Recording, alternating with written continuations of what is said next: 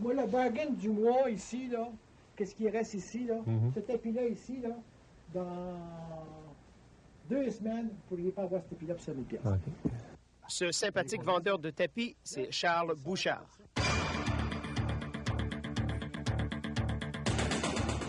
Ces dernières années, il ne vendait pas de tapis, mais plutôt des cassettes vidéo aux dépanneurs.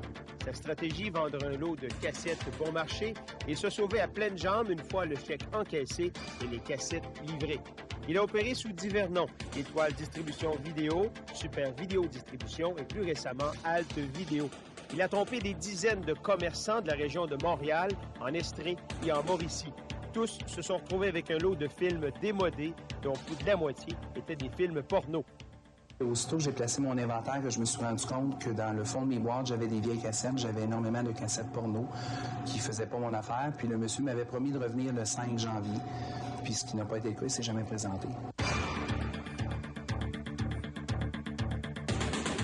J.E. avait mis la main sur cette bande vidéo tournée à partir d'une caméra de surveillance où Charles Bouchard faisait croire qu'il était enquêteur de la SQ pour apeurer ses clients soupçonneux. Moi, je vais vous dire une affaire. Moi, je vais vous donner un lien. OK, là? Savez-vous pourquoi? Je vais vous dire pourquoi. Vous ne m'écœurerez pas. OK. Tu sais ce que c'est qu'acheter provincial, tabarnak? Toi, tu ne m'écœureras pas. OK, là? Toi, ton impôt n'est pas payé, puis tu cherches ton impôt. Tu vois, là? Ton impôt n'est pas payé. Moi, là, c'est ça, je ne te vois pas une police de scène, OK, là? Si on t'a vendu, on t'a livré. On ne te voit pas une scène. Le propriétaire de ce dépanneur s'était déjà fait prendre une fois. Il a décidé de prendre les grands moyens pour se débarrasser du vendeur fraudeur. Parce que moi, ici, dans 24 heures, je te ferme. Moi, je peux te fermer en 24 heures. Oui, monsieur. N'importe quel temps.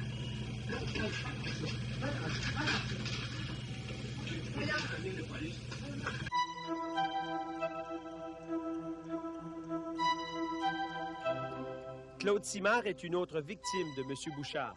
Il a fait un arrêt de paiement sur le chèque fait au nom de Charles Bouchard, mais il était trop tard.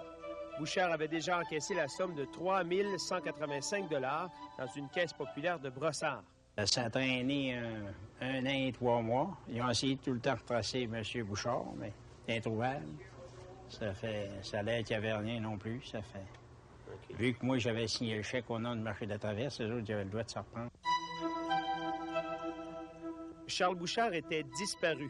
Plus de traces de lui à toutes les adresses que nous avions retrouvées. Mais en décembre dernier, J.E. l'a aperçu dans un commerce de tapis de Montréal. Nous lui avons rendu visite d'abord avec une caméra cachée.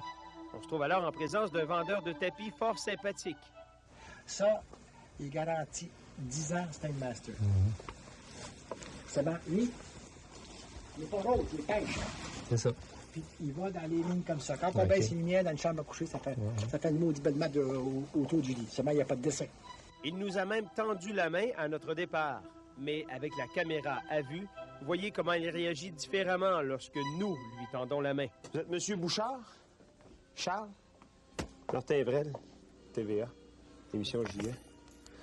Je viens voir M. Bouchard parce que on a des... Monsieur. C'est parce qu'il y a encore des litiges qui ne sont pas terminés. Mais il y a des choses sur M. Bouchard. Il y avait du monde que vous n'avez pas encore payé, M. Bouchard. M. Bouchard, il y a du monde à qui vous devez de l'argent. Ils ne sont pas capables de vous retrouver. On leur dit que vous êtes ici, c'est ça? On va leur donner l'adresse? Dites ce que vous voulez, monsieur. Mais ici, là, laissez tranquille. C'est OK, là? OK, là? OK, là? Bouchard n'est pas le seul à avoir opéré de la sorte. D'autres petits revendeurs se sont présentés dans des commerces avec le même manège. Les enquêteurs de la Régie du cinéma surprennent une vingtaine de fraudeurs par année.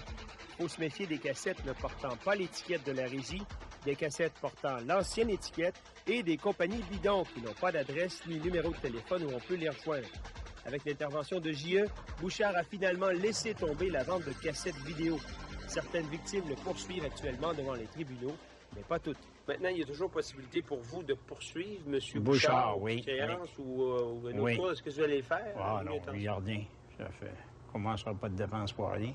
Depuis le temps, les dépanneurs victimes se sont tournés vers des distributeurs reconnus. Ils sont malheureusement restés pris avec des dizaines de cassettes qu'ils ne loueront jamais. Ça coûte plus cher que ce que ça vous Ah non, ça me coûte rien, ça. Qu'est-ce que vous avez fait avec toutes les autres cassettes? Ah, je suis dans le cas. Ils sont encore là? Oui. Ils ne serviront plus. Ah, ils ne serviront plus, certains. Une enquête effectuée par la Caisse populaire Champlain de Brossard confirme que Charles Bouchard ne possède finalement rien à son nom. Condo, voiture, biens sont tous au nom d'une tierce personne. Pas la peine de poursuivre l'homme de 65 ans qui a cependant laissé un message à toutes ses victimes. Je peux venir, pas de caméra, M. Bouchard? Si vous avez des explications à nous donner... Oui. Non, Bernard.